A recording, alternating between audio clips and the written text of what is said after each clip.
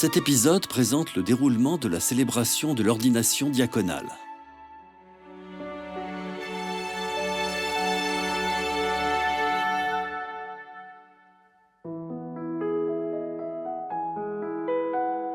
Le mot diacre vient du grec diakonos, qui signifie serviteur. Le diacre représente le Christ qui est venu non pour être servi, mais pour servir. Il est ainsi pleinement au service de sa paroisse et de son diocèse. Le diaconat est le premier degré du sacrement de l'ordre, et chaque évêque et prêtre a d'abord été ordonné diacre, mais il n'est pas forcément un préalable au sacerdoce. Certains hommes, éventuellement mariés, reçoivent cette ordination et deviennent diacres permanents.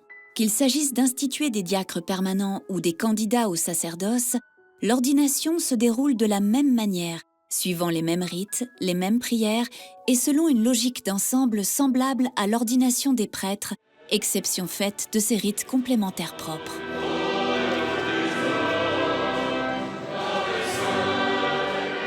Après l'entrée des futurs diacres, devant les prêtres concélébrants et la salutation de l'évêque, un diacre appelle l'ordinant par son nom. Il répond « Me voici ». Le célébrant pose une question préalable. Si l'ordinant est marié, l'évêque demande à son épouse si elle accepte le diaconat de son mari. Sinon, l'évêque demande à l'ordinant s'il est résolu à s'engager au célibat.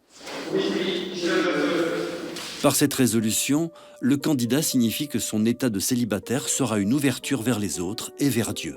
Un don à la suite du Christ et la manifestation d'un choix libre en vue de devenir prêtre. Pour manifester votre résolution, au nom du Seigneur, avancez. Le diacre s'avance alors pour manifester sa résolution, et l'évêque procède à l'élection du candidat.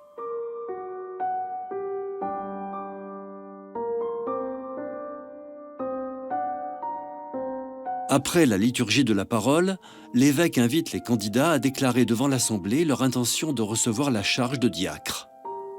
Voulez-vous être consacré à la diaconie de l'Église par l'imposition de mes mains et le don de l'Esprit Saint?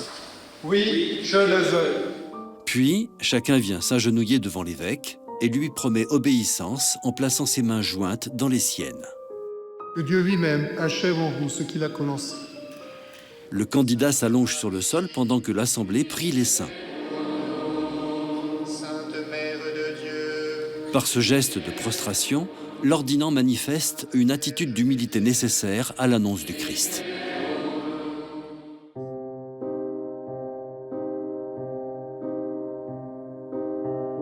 Le futur diacre reçoit ensuite le sacrement, comme dans les autres degrés de l'ordre, par l'imposition des mains et la prière consécratoire.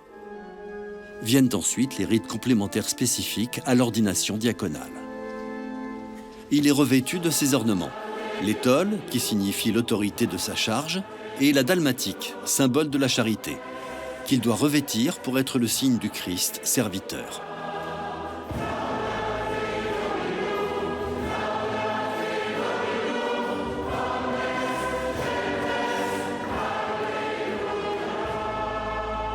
L'évêque lui remet ensuite le livre des évangiles qu'il aura la mission d'annoncer. Il devra conformer sa vie à la parole de Dieu. Enfin, l'évêque donne au nouveau diacre le baiser de paix, et les diacres présents en font autant en signe de fraternité entre les membres d'un même ordre.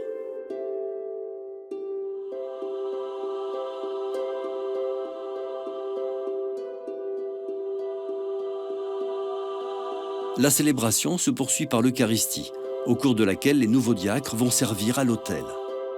Ils préparent et apportent le pain et le vin à l'évêque. Ils encensent les prêtres et le peuple, participent à l'élévation à la fin de la prière eucharistique et distribuent la communion.